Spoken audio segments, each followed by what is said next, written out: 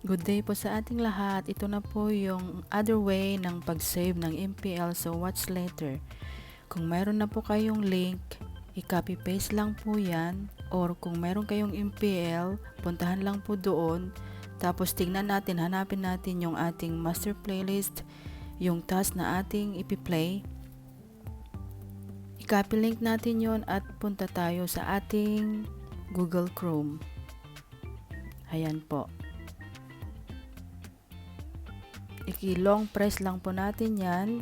Long press lang po, then hanggang lumabas yung paste. So, ayan po. Ayan. I-click natin yung 3 dots sa bandang ibaba at hanapin natin yung request desktop. So, ganyan po ang lalabas. I-play all po natin.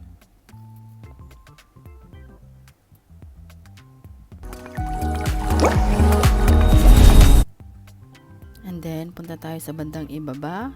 Mag-add to queue tayo ng kahit anong isang video po diyan. So, ayan. Naka-add to queue na po. Balik tayo sa taas. Kung saan makikita yung save. I-click natin yan. Tapos, mawawala. So, ito yung next step na gagawin natin. Hindi na to gaya ng dati. So, ang gagawin natin, i-back natin siya yung arrow back. So, may makikita kayo dyan na mini player. So, ayan. May makikita kayo dyan na save. Pagkatapos nun, i-click at makikita nyo yung isang box din dyan na mayroong save to watch later. So, click lang natin yon. Then,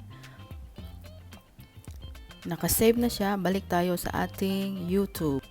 So, ayan na po. Sana po nakatulong ang aking munting video. Pasensya na kayo sa aking voice over kasi hindi po ako sanay. So, yan po. Iniba lang ng konti kung paano natin gawin or mag-save ng MPL to watch later. So, salamat! Huwag po natin kalimutang i-click ang subscribe button, like and share na din po. Salamat!